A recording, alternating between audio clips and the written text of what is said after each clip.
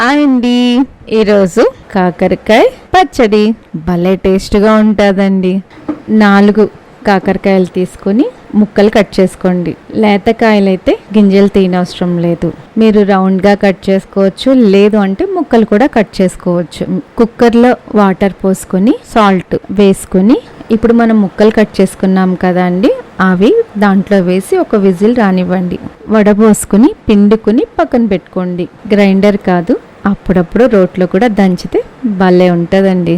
3 ఉల్లిపాయలు 4 ముక్కలుగా కట్ చేసుకుని రోట్లో వేసుకుని దంచుదామా. మరి గాల్లోకి ఎగురుతూ ఉంటాయి, అందుకని చెయ్యి అడ్డం పెట్టండి.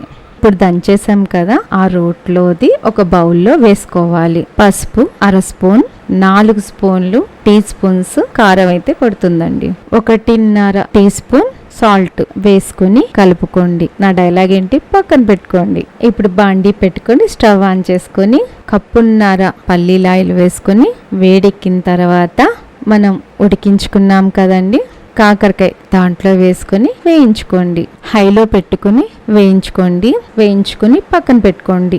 అదే ఆయిల్లో మనం ఉల్లిపాయలు దంచుకున్నాం కదండి, ఆ ముద్దని ఇందులో వేయాలి. ఇప్పుడు ఆయిల్లో వేసుకోండి. వేసి అటు ఇటు తిప్పండి. హైలోనే పెట్టాలి.